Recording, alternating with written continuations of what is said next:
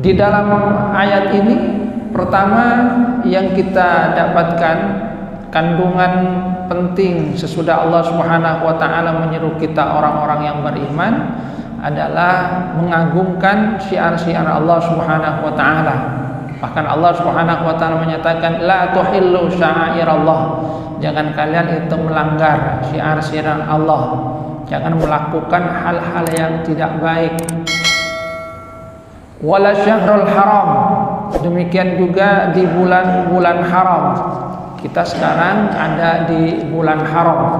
Ada 4 bulan haram, yaitu 3 yang berturut-turut, Dzulqa'dah, Dzulhijjah, dan juga Muharram. Kemudian yang satu terpisah, yaitu yang kita ada di dalamnya sekarang, bulan Rajab.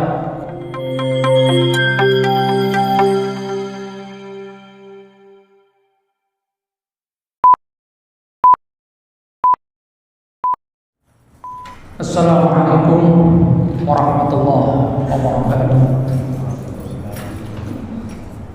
Innal hamdalillah nahmaduhu wa nasta'inuhu wa nastaghfiruh wa na'udzu billahi min shururi anfusina wa min sayyiati a'malina. May yahdihillahu fala mudilla lahu wa may yudlil fala hadiya lahu. Ashhadu an la ilaha illallah wahdahu la syarika lahu wa ashhadu anna Muhammadan 'abduhu wa rasuluhu la nabiyya ba'dahu. Allahumma salli ala Muhammad wa ala ali Muhammad kama sallaita ala ali Ibrahim innaka Hamidum Majid. Allahumma barik ala Muhammad wa ala ali Muhammad kama barakta ala ali Ibrahim innaka Hamidum Majid. Rabbi shrah li sadri wa yassir li amri wahlul 'uqdatam min lisani yafqahu qawli, amma ba'du. Hadirin jamaah salat subuh rahimakumullah. Alhamdulillah, kita bersyukur kepada Allah Subhanahu wa taala atas segala karunia-Nya. Allah Subhanahu wa taala memberikan kita nikmatus shihah, kesehatan, bangun di pagi hari dalam keadaan sehat. Alhamdulillahilladzi ahyana ba'dama amatana wa ilaihin nusyur. Kita pun juga diberikan oleh Allah Subhanahu wa taala nikmatul iman, bisa melangkahkan kaki ke masjid ini, menghambakan diri kepada Allah Subhanahu wa taala. Kita lanjutkan kajian ayat Quran.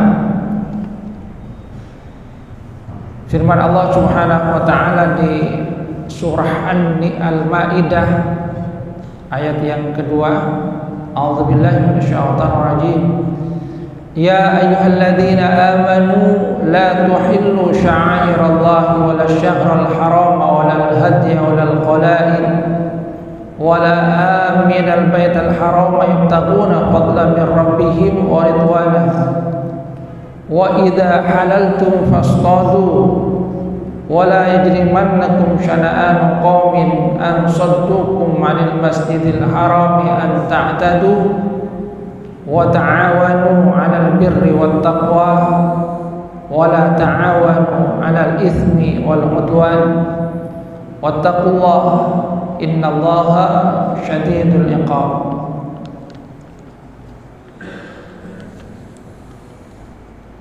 Sebagaimana yang saya sampaikan bahwa di dalam surah An-Nisa kita akan mendapatkan beberapa nida dari Allah Subhanahu wa taala dengan awalan ya ayyuhalladzina amanu, wahai orang-orang yang beriman, seruan kepada orang-orang yang beriman. Yang kata Ibnu Mas'ud, manakala ada ayat Allah Subhanahu wa taala yang diawali dengan ya ayyuhalladzina amanu, wahai orang-orang yang beriman, maka perhatikanlah, karena sesudahnya itu kata Ibnu Mas'ud ada perintah tu'maru bihi, yang kalian diperintahkan untuk melakukannya, atau nahyun tunha anhu, atau larangan yang kalian itu diperintahkan untuk menjauhinya. Di ayat yang kedua kita akan mendapatkan an-nida utsani, Seruan yang kedua yang Allah Subhanahu wa taala menyeru orang-orang beriman, ya ayyuhalladzina amanu, wahai orang-orang yang beriman.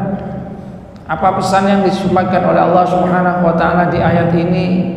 La tuhillu sya'airallah, jangan kalian langgar syiar-syiar Allah, wala syahrul haram, dan juga bulan haram, walal hadya walal qalaid, dan juga al hadya dan al qalaid. Al hadya itu adalah binatang kurban, demikian juga al qalaid. Al qalaid merupakan binatang yang dipersembahkan kepada Allah Subhanahu wa taala. Wala aminal baital harama, dan jangan kalian juga ganggu orang-orang yang hendak pergi ke Baitul Haram, ke Baitullah, yabtaghuna fadlan min rabbihim wa ridwana, yang mereka itu menginginkan untuk mendapatkan karunia dan keridhaan dari Tuhan mereka. Wa idza halaltum fastadu, dan jika kamu sudah selesai tahallul, fastadu, silahkan kalau kalian ingin berburu. Wala yajrimannakum syana'anu qaumin an saddukum 'anil masjidil harami an ta'tadu, janganlah kebencian terhadap satu kaum karena mereka telah menghalangi kamu dari pergi ke Masjidil Haram, membuat kalian itu melampaui batas. Wa ta'awanu, dan hendaklah kalian itu tolong menolong 'alal birri wat taqwa, dalam persoalan kebaikan dan takwa. Wala ta'awanu 'alal itsmi wal 'udwan, dan janganlah kalian tolong menolong di dalam dosa dan dalam permusuhan. Wattaqullah, dan bertakwalah kalian kepada Allah. Innallaha syadidul iqab, sesungguhnya Allah itu maha keras hukumannya. Hadirin jamaah rahimakumullah, di ayat ini yang merupakan an-nida'us tsani, seruan yang kedua kepada orang-orang yang beriman di surah Al-Maidah, Allah Subhanahu wa taala menyeru kepada orang-orang beriman untuk melakukan beberapa hal. Pertama, di dalam ayat ini Allah Subhanahu wa taala menyatakan tentang syiar. Syiar itu merupakan tanda keagungan Allah Subhanahu wa taala. Ada beberapa pandangan dari para ulama tentang makna sya'air. Sya'air itu berasal dari kata syair, yang merupakan ma'alimuddin, tanda-tanda agama, tanda-tanda yang di dalamnya ada keagungan dari Allah Subhanahu wa taala. Kata Atha, sya'airallah, syiar Allah Subhanahu wa taala itu adalah jami'u ma amarallahu bihi, semua apa yang diperintahkan oleh Allah Subhanahu wa taala, wa naha anhu, dan semua apa yang dilarang oleh Allah Subhanahu wa taala. Jadi sya'air Allah itu semua perintah Allah dan semua larangan Allah, itu kata Atha. Sedangkan menurut Al-Imam Al-Hasan Al-Basri, sya'air Allah itu adalah dinullah kulli, semua agama Allah. Jadi semua ajaran yang ada di dalam agama Allah Subhanahu wa taala. Yang di dalam bahasa sesungguhnya kita akan mendapatkan makna dari syair, syairah, sya'airallah, yang di dalamnya berkaitan juga dengan syuur, bahwa tanda-tanda kekuasaan Allah Subhanahu wa taala itu hendaknya dirasakan dengan sepenuhnya, sehingga ketika itu masuk ke dalam hati maka kita akan merasakan keagungan dari Allah Subhanahu wa taala, di mana ini merupakan bagian juga dari ketakwaan kepada Allah Subhanahu wa taala, sebagaimana firman Allah Subhanahu wa taala di dalam Al-Qur'an surat Al-Hajj ayat 32, a'udzubillahi minasyaitonir rajim, Dzalika wa may yu'azzim sya'airallah fa innaha min taqwal qulub. Yang demikian itu barang siapa yang mengagungkan syiar-syiar Allah, fa innaha min taqwal qulub, maka sesungguhnya yang seperti itu termasuk bagian dari ketakwaan yang ada di dalam hati. Syair Allah. Di dalam ayat ini pertama yang kita dapatkan kandungan penting sesudah Allah Subhanahu wa taala menyeru kita orang-orang yang beriman adalah mengagungkan syiar-syiar Allah Subhanahu wa taala. Bahkan Allah Subhanahu wa taala menyatakan la tuhillu sya'airallah. Jangan kalian itu melanggar syiar-syiar Allah. Jangan melakukan hal-hal yang tidak baik. Wala syahrul haram. Demikian juga di bulan-bulan haram. Kita sekarang ada di bulan haram. Ada 4 bulan haram, yaitu 3 yang berturut-turut, Dzulqa'dah, Dzulhijjah, dan juga Muharram.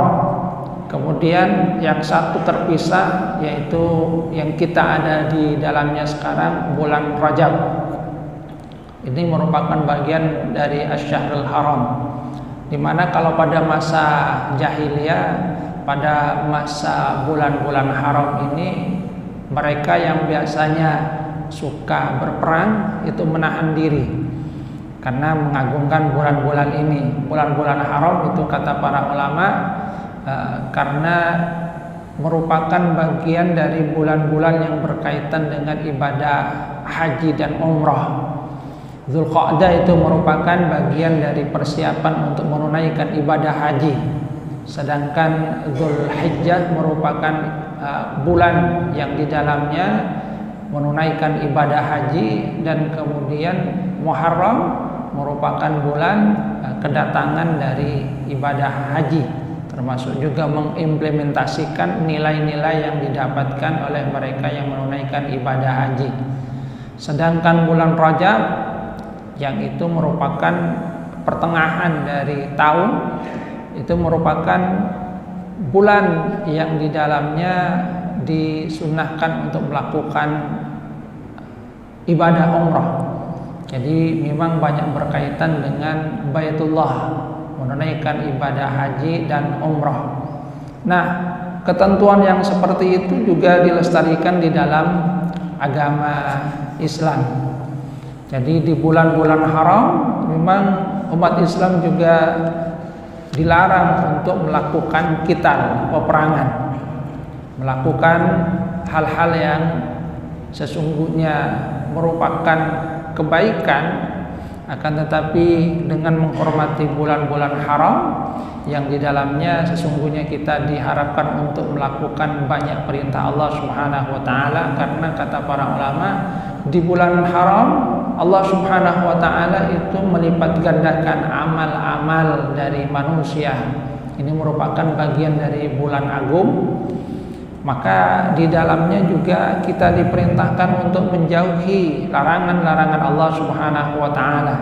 Karena ketika satu masa, satu waktu di situ Allah Subhanahu wa taala memberikan keagungan dengan melipat gandakan pahala, maka sesungguhnya kata para ulama dosa yang dilakukan di bulan itu juga demikian lebih besar daripada apa yang ada di bulan lainnya.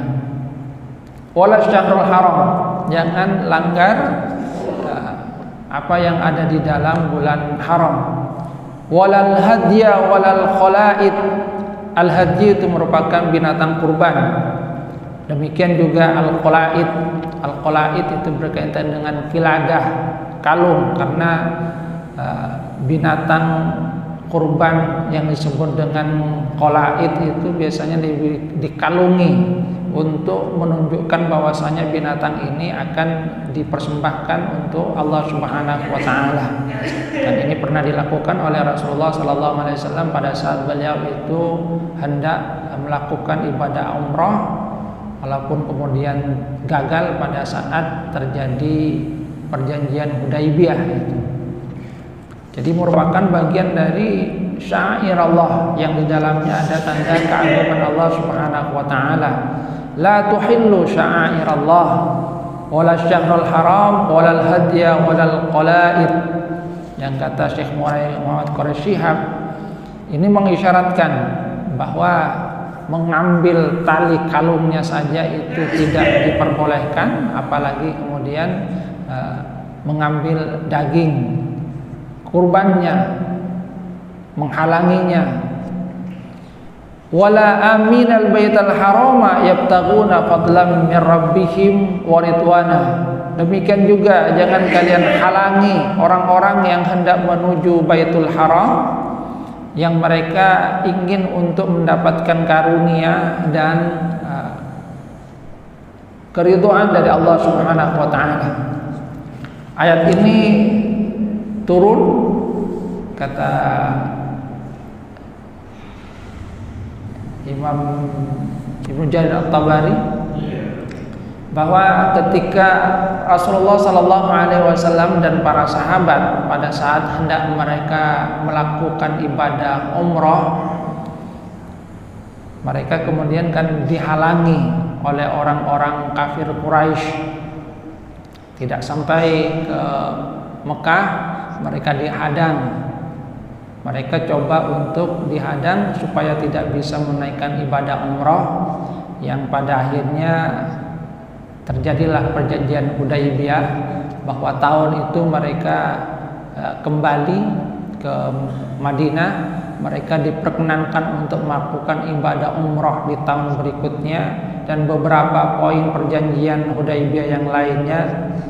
Maka pada saat itu ketika mereka dihadang tidak bisa menunaikan ibadah umroh, mereka mendengar ada satu kelompok, marru bihim unasun minal musyrikina min ahlil masyriq yuridunal umrah. Pada saat itu lewatlah sekelompok orang dari ahlul masyriq, dari ahlul masyriq wilayah timur, yuridunal umrah, di mana mereka itu ingin untuk menaikkan ibadah umrah. Faqala ashabun Nabi sallallahu alaihi wasallam, maka sahabat Rasulullah sallallahu alaihi wasallam kemudian menyatakan, nasuddu haula kama saddu ashabana. Bagaimana kalau kita halangi juga mereka? Kita kan ini dihalangi untuk menunaikan ibadah umrah oleh orang-orang kafir Quraisy. Nah, ini ada orang ingin menunaikan ibadah umrah, gimana kalau kita halangi juga? Maka kemudian Allah Subhanahu wa taala menurunkan ayat ini, la yajrimannakum syana'an qaumin ala alla ta'dilu an saddukum 'anil masjidil haram, la yajrimannakum syana'an qaumin an saddukum 'anil masjidil harami an ta'tadu, supaya mereka itu jangan menghalangi orang-orang yang hendak melakukan ibadah umrah, yang mereka melakukannya dalam rangka untuk menunaikan umrah untuk mendapatkan keutamaan dari Allah Subhanahu wa taala. Karena ibadah, karena Baitul Haram itu kan merupakan tempat rujukan dari orang-orang untuk melakukan ibadah, walaupun pada waktu itu misalnya ada ritual-ritual yang mungkin berbeda dengan apa yang ada di dalam agama kita. Tapi kemudian Allah Subhanahu wa taala menyatakan, la yajrimannakum syana'anu qaumin an saddukum 'anil masjidil harami an ta'tadu. Jangan kalian itu karena adanya kebencian kepada orang-orang yang telah menghalangi kalian dari Masjidil Haram, kalian tidak bisa menaikkan ibadah, kemudian kalian ingin menghalangi orang lain melakukan hal yang sama. Jangan. Jadi kata Allah Subhanahu wa taala, itu adalah perbuatan yang tidak dibenarkan. Wala aminal baital haram yabtaguna fadlan min rabbihim wa ridwana wa idza halaltum fastadu Kalau sudah selesai tahallul, maka silahkan kalau kalian itu ingin berburu lagi, karena di masa tahallul itu tidak diperbolehkan. Di masa umrah pada saat mereka sedang ihram, mereka tidak diperbolehkan untuk berburu. Wala yajrimannakum syana'anu qaumin an saddukum 'anil masjidil harami an ta'tadu wa ta'awanu 'alal birri wat taqwa wa la ta'awanu 'alal itsmi wal 'udwan. Di dalam ayat ini kalau kita lihat ada 3 kandungan pokok yang Allah Subhanahu wa taala isyaratkan untuk kita lakukan. Yang pertama adalah mengagungkan syiar Allah Subhanahu wa taala. Sebagaimana yang dikatakan oleh Atha, bahwasanya syiar Allah Subhanahu wa taala itu adalah jami'u ma amarallahu bihi wa naha anhu. Semua perintah Allah Subhanahu wa taala, semua larangan Allah Subhanahu wa taala. Maka satu hal yang harus dilakukan oleh orang yang beriman, hendaknya dia menjaga perintah Allah Subhanahu wa taala, dan yang kedua adalah menjaga supaya tidak jatuh ke dalam larangan Allah Subhanahu wa taala. Terkhusus apa yang Allah Subhanahu wa taala pesankan di dalam ayat ini, menjaga keagungan bulan-bulan haram. Yang di dalam bulan haram sebagaimana yang saya sampaikan, pahala itu dilipat gandakan, termasuk di bulan Rajab ini. Kita disyaratkan supaya memperbanyak amal ibadah, memperbanyak amal solih. Apalagi kita melakukannya sebagai persiapan untuk ibadah puasa di bulan Ramadan. Maka dimulai bulan Rajab ini kita persiapkan diri dengan perbanyak istighfar, mohon ampun kepada Allah Subhanahu wa taala. Kita memperbanyak puasa juga dalam rangka persiapan untuk ibadah puasa di bulan Ramadan. Kita memperbanyak sedekah, perbanyak amal-amal solih, karena di bulan ini dilipat gandakan pahalanya. Kemudian menjauhi apa yang dilarang oleh Allah Subhanahu wa taala, termasuk yang ada di dalam ayat ini adalah jangan melanggar larangan-larangan yang ada di bulan haram, termasuk juga di tanah haram. Jangan kemudian mengganggu orang lain. Artinya pertama yang Allah Subhanahu wa taala pesankan di dalam ayat ini adalah mengagungkan syiar Allah Subhanahu wa taala. Wa may yu'azzim sya'airallah, siapa yang mengagungkan syiar Allah Subhanahu wa taala, fa innaha min taqwal qulub, itu bagian dari ketakwaan yang ada di dalam hati. Kemudian yang kedua yang disyaratkan oleh Allah Subhanahu wa taala di dalam ayat ini adalah al-adlu, berbuat adil. Jadi berbuat adil. Karena di dalam ayat ini Allah Subhanahu wa taala kemudian mengisyaratkan jangan sampai kebencian terhadap satu kaum itu membuat kalian malah menzalimi kaum yang lain. Yang melakukan penghadangan itu kan kaum kafir Quraisy, ketika mereka menghalangi kaum muslimin untuk menaikkan ibadah umrah, walaupun kemudian mereka dibolehkan untuk kembali menunaikan ibadah umrah di tahun berikutnya. Nah, kebencian terhadap orang-orang kafir Quraisy itu kata Allah Subhanahu wa taala jangan sampai membuat kalian itu melanggar batas sehingga berkeinginan untuk menghadang orang lain juga yang itu tidak ada hubungannya dengan orang-orang Quraisy. Jadi al-adlu, menempatkan segala sesuatu itu pada tempatnya. Yang ini kalau kemudian kita kaitkan dengan apa yang ada di surah An-Nisa, tema pokok di surah An-Nisa itu kan adalah suratul adli war rahmah, surat yang mengandung perintah kandungan tentang berbuat adil, menempatkan segala sesuatu pada tempatnya. Di dalam ayat yang lain Allah Subhanahu wa taala mengisyaratkan la yajrimannakum syana'anu qaumin ala alla ta'dilu. Jangan sampai kebencian terhadap satu kaum membuat kalian itu tidak berbuat adil. Ya'dilu wa aqrabu littaqwa. Berbuatlah adil karena itu lebih dekat kepada ketakwaan. Jadi jangan sampai kebencian kepada satu kaum membuat kalian menzalimi kaum yang lain, melampaui batas. Tetaplah berbuat adil. Jadi ini yang disyaratkan oleh Allah Subhanahu wa taala. Sebab kadang-kadang ketika seorang itu tidak suka, maka yang dilihat itu adalah hal yang tidak baik saja.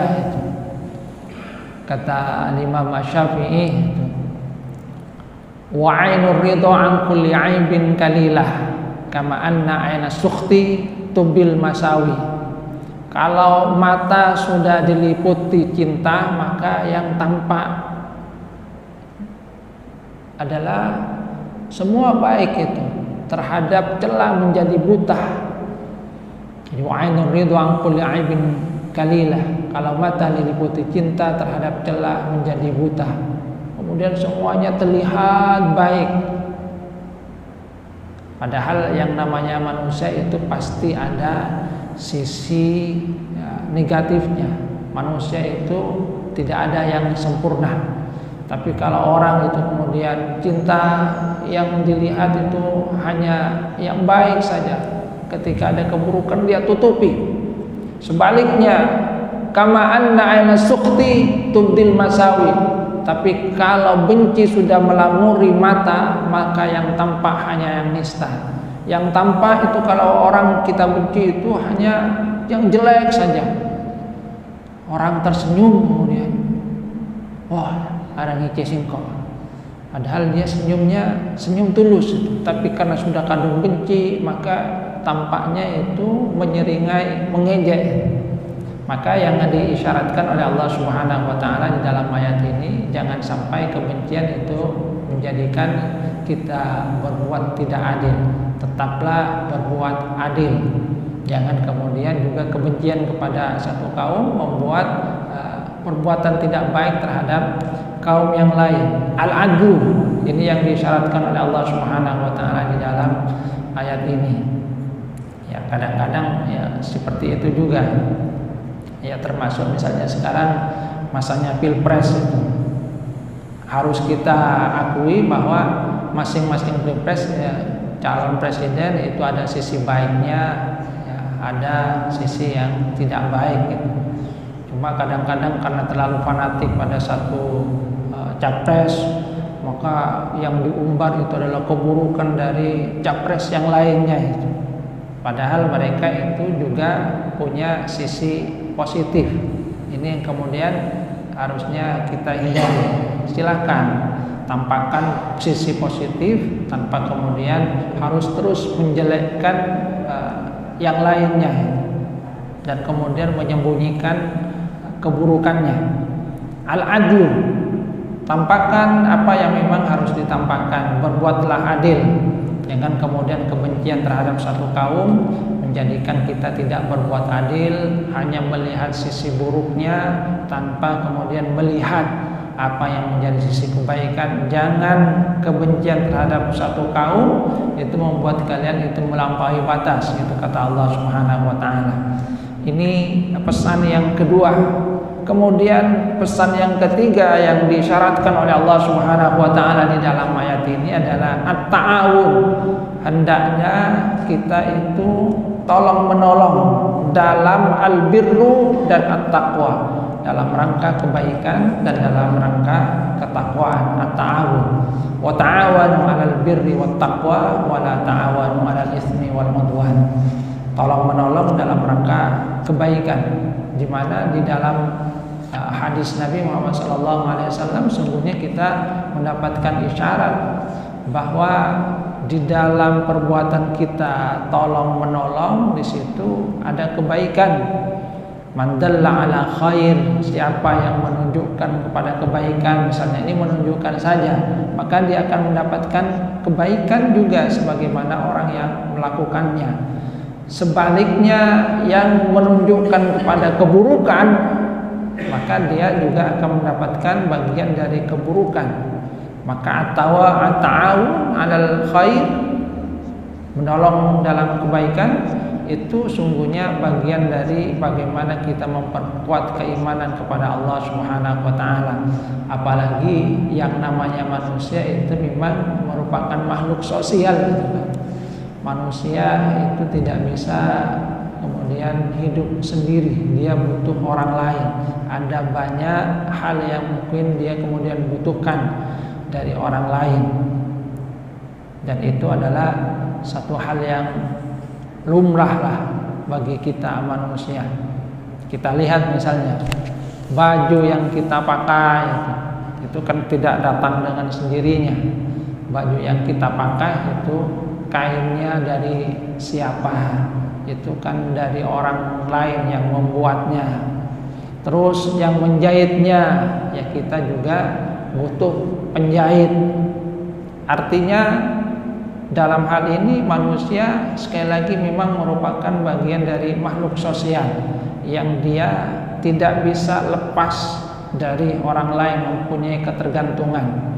Maka yang dipesankan oleh Allah Subhanahu wa taala di dalam ayat ini adalah di dalam bermuamalah terhadap sesama manusia, maka yang diperintahkan oleh Allah Subhanahu wa taala adalah kita hendaknya tolong menolong. Tapi tolong menolongnya itu adalah dalam rangka kebaikan. Jangan kemudian tolong menolong di dalam rangka keburukan. Wala ta'awanu 'alal itsmi wal 'udwan. Bahkan di dalam satu hadis Rasulullah itu kan menyatakan unsur akhaka zalim wal mazlum. Hendaknya kalian itu menolong saudara kamu, baik yang berbuat zalim atau yang dizalimi.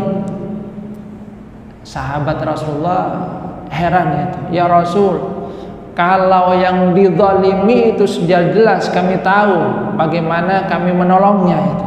Tapi kalau yang berbuat zalim, gimana kami itu menolongnya?